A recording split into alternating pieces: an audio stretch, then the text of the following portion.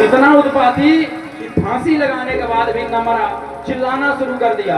अब जैसे ही चिल्लाया तो 5 में से एक दौड़ी दौड़ी गई और बढ़िया आग जल रही थी बहुत सारी चूल्हे में, तो तवे में भर करके आग लाई, बड़े बड़े आग के अंगारे, चिल्ला रहा था, उसके मुंह में ऐसे ठूंस दी आग के अंगारे, तड़प करके अग्नि से वो अपने प्राण त्याग दिया।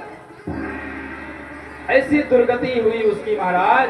अब मरने के बाद भटकना शुरू हुआ, क्योंकि जीवन भर क्या किया था, कभी राम का नाम नहीं लिया था, पाप ही पाप किया था।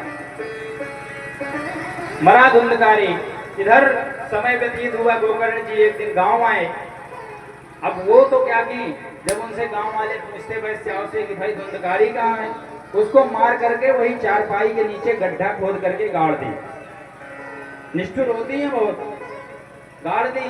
गांव में जब कोई पूछा 2-4 दिन रुकी कि धुंधकारी कहाँ गया, बोले धुंधकारी इस बार हमारे प्रियतम बहुत दूर विदेश चले गए हैं, सऊदी अरब, वहां से बहुत ज्यादा धन कमा के लाएंगे। तो बोले इसलिए देर में आएंगे, कुछ दिनों बाद आएंगे, दूर चले गए हैं धन के मोह में। बोले ठीक है। और 2-4 दिन जब वातावरण थोड़ा शांत हुआ तो चुपचाप जो धन था सब ली और रात्रि में वहां से हो जो 9-11 हो गई। धुंधकारी महान प्रेत बना और दर बदर भटकने लगा, कहीं उसको स्थान न मिले।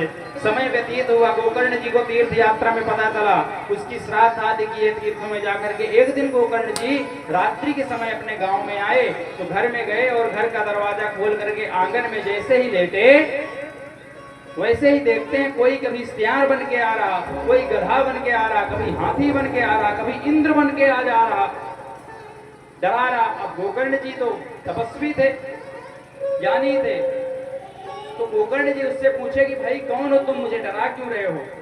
तो जब पूछे तो बोलने का प्रयास कर रहा है, पर वो इतने पाप थे कि प्रेत बनने के बाद भी उसके अंदर बोलने की क्षमता नहीं थी। गोकर्ण जी जल लिए और जल अभिमंत्रित करके उस पर छींटा दिए, सब उसके अंदर बोलने की क्षमता आई। और जब बोला तो क्या बोला, अहम भ्राता त्वदीयोऽस्मि धुंधकारीति नामतः स्वकीयेनैव दोषेण ब्रह्मत्वं नासितं मया। बोले अरे भैया, मैं आपका बड़ा भाई कौन, धुंधकारी। बोले तो तुम्हारी ये दुर्गति कैसे हुई। बोले भैया मैं अपने ब्रह्मणत्व को नष्ट कर लिया, जीवन भर पाप ही किया, इसीलिए मैं महान प्रेत बना हूँ। तो बोले भैया तुम प्रेत बने हमें समझ में आ रहा है, पर ये बताओ जब हम तुम्हारी गया जी में, बद्री विशाल में, नैमिषारण्य में, 3 गया में हर जगह गया करके आ रहे हैं, तो आपकी मुक्ति क्यों नहीं हुई। धुंधकारी कहता भैया मेरी मुक्ति गया श्राद्ध सते नापी मुक्ति में न भविष्यति। आप एक नहीं 100 बार गया में जाकर के मेरी श्राद्ध करिए, पर मेरी मुक्ति होने वाली नहीं है। क्यों, क्यों मैं इतने पाप किया हूं, इतनी मतलब उच्च कोटि का प्रेत बना हूं कि गया श्राद्ध से मेरी मुक्ति नहीं होगी। फिर क्या करें भाई, उपाय अपरम कृत्वा। बोले दूसरा कोई उपाय सोचिए। गोकर्ण जी चलो ठीक है, अभी तुम जहाँ रहते हो जाओ, हम सुबह कुछ बात करते हैं। अब जब सुबेरा हुआ तो गांव में पता चला गोकर्ण जी आए हैं।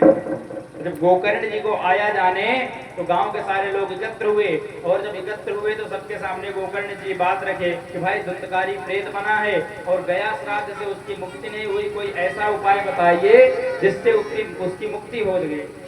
अब सब सोचे जब गोकर्ण जी को नहीं पता है, इतने ज्ञानी है तो हमको क्या पता, सब गोकर्ण हमको नहीं पता, किससे पूछा जाए। तो बोले ऐसा करो सूर्य देव से पूछ लो। गोकर्ण जी अपने तप के प्रभाव से सूर्य भगवान को रोक दिए और स्तुति करके पूछे कि भगवान मेरे भाई के मुक्ति का मार्ग कोई बताइए। तुभ्यं नमो जगत साक्षी ब्रूहि में मुक्ति है तुम।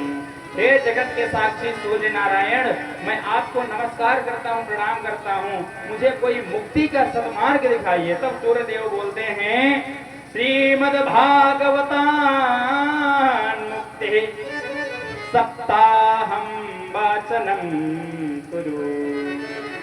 सूर्य भगवान कहते हैं गोकर्ण जी श्रीमद् भागवत महापुराण का श्रवण कराइए, वाचन करिए, और कितने दिन का,